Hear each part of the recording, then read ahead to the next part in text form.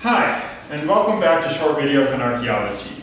Today we're going to have a guest appearance from my mother, who's going to teach us about how textiles are made.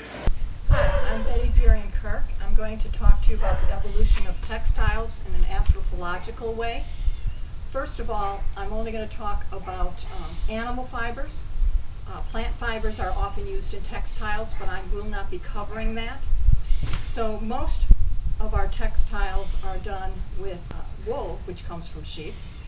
And historically, the sheep would shed their fleece, just like your dog sheds his coat. It was not until they were domesticated that they kept it on and their long, hairy outer coats were diminished. So we had to shear the sheep then.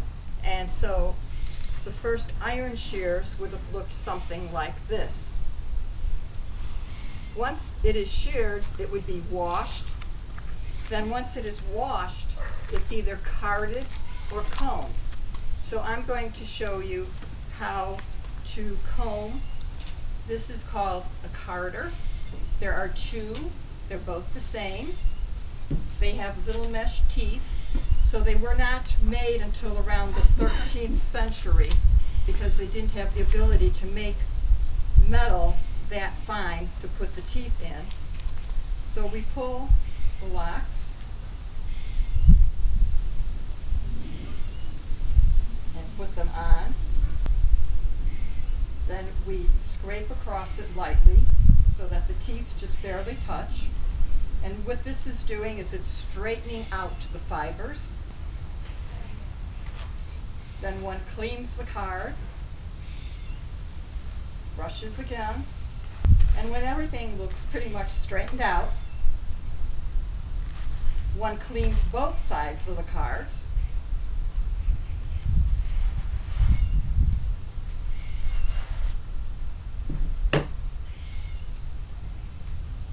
Then you roll off the fiber, which is then called a rollag or sometimes a lamb's tail.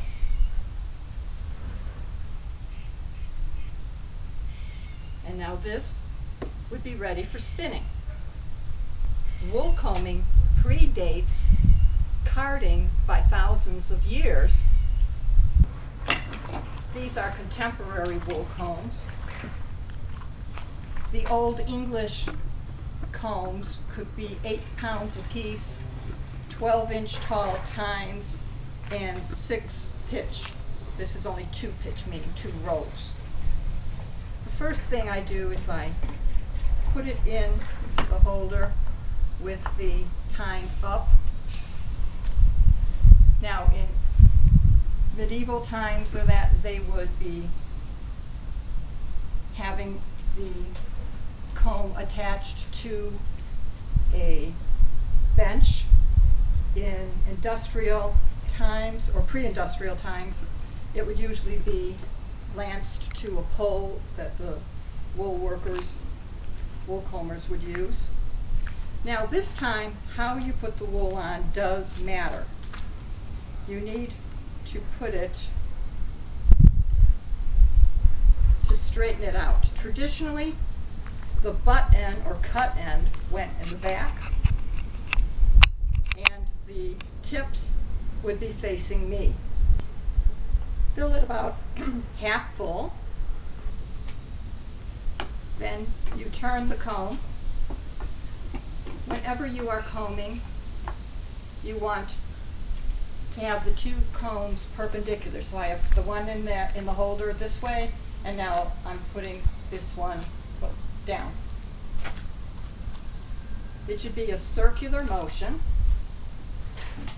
starting at the tips and going through further and further back.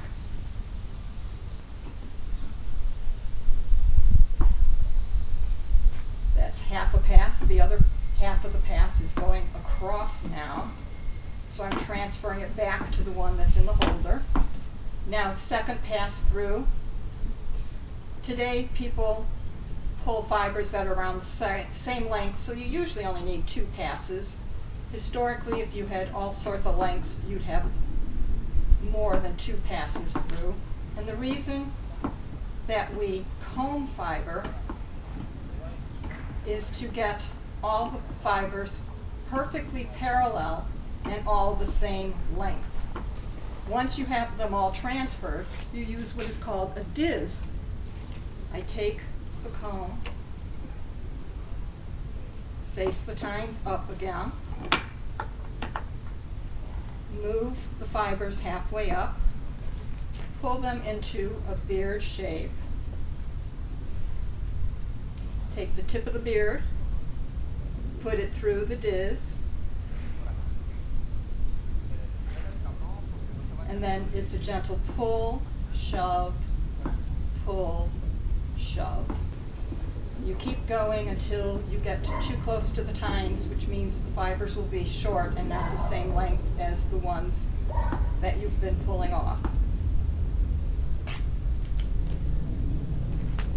Then you take it and you gently make it into a nest, and you're ready to spin.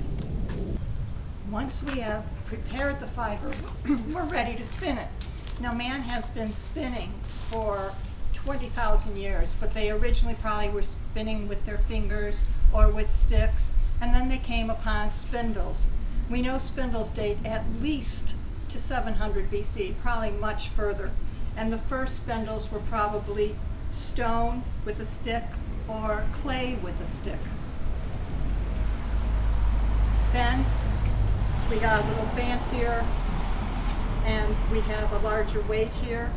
This is called a bottom whorl. This is the whorl, W-H-O-R-L, spindle. So I have my prepared fiber, and I twist it, and I draft it. And it's a matter of twisting and drafting.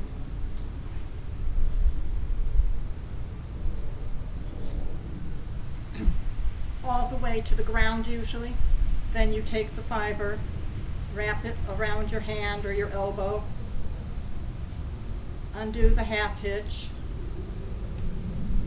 wind it on the spindle, and again, drafting and twisting. And spindles were around for a very long time. If you think about the sails of the Vikings, they were all done with a spindle. Then the spinning wheel was invented, except the spinning wheel that was invented isn't what we think of as a spinning wheel. It was a wheel with a spindle on it. This is a modern charka, which means spinning wheel, and it's really designed for cotton.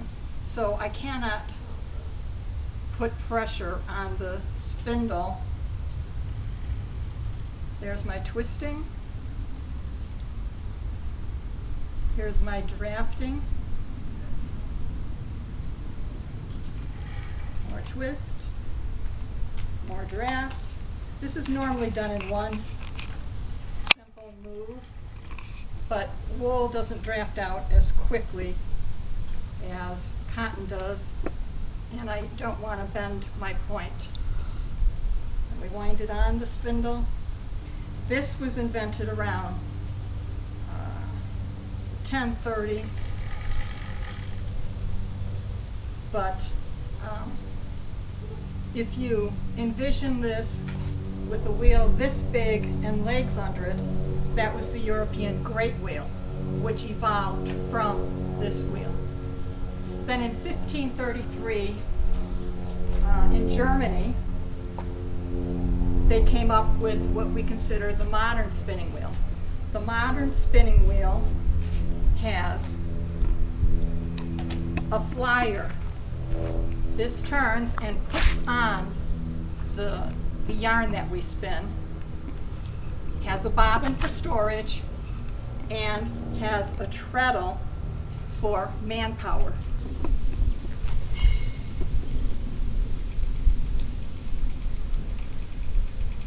Here's our roll lag that we made. Here's a long draw, which is what roll lags are meant for.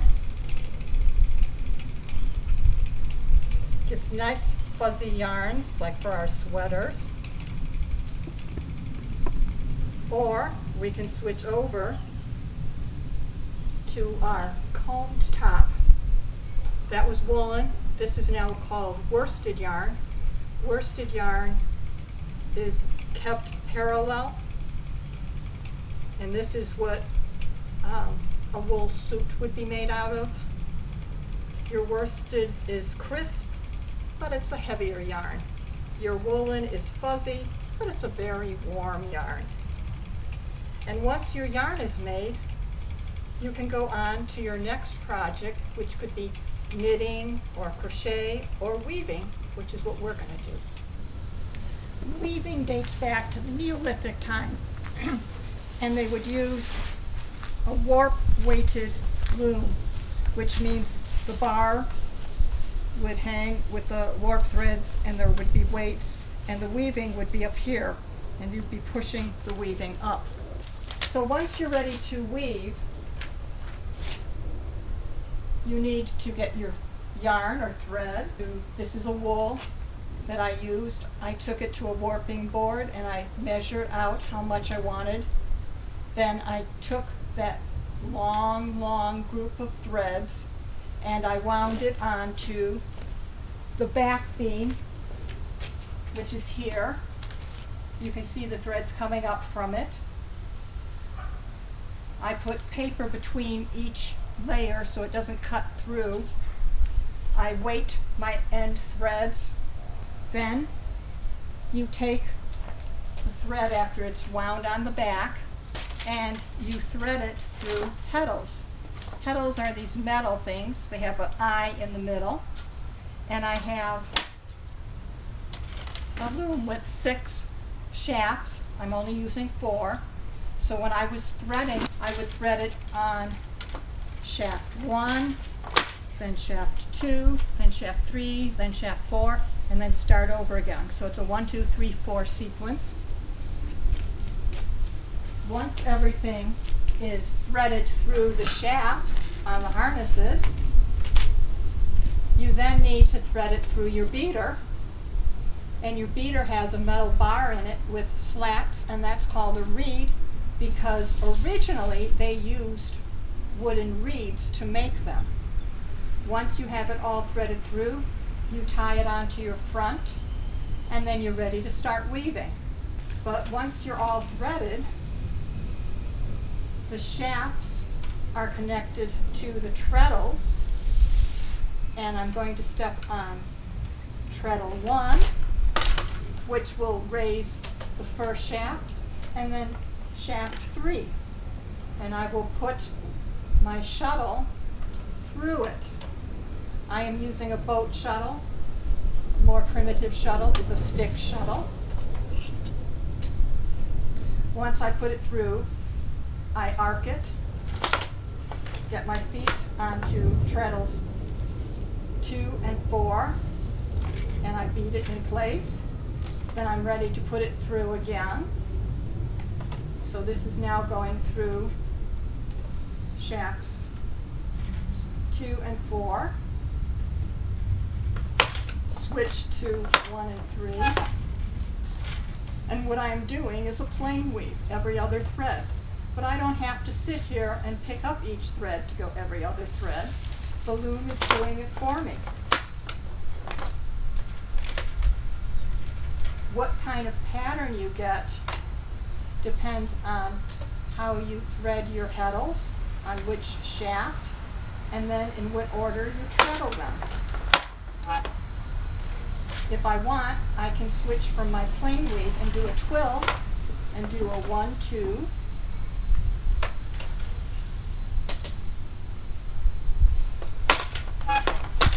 a 2, 3,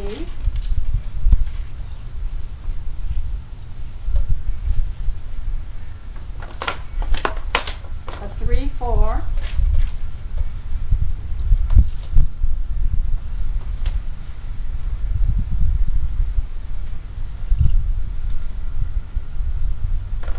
and then a 4, 1, and then repeat.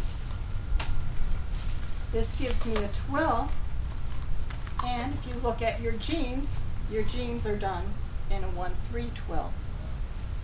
So all it is, once you have your loom all set up, is simply treadling, opening the sheds, putting the shuttle through, switching the shed, feeding it in place, and keep going until your project is done.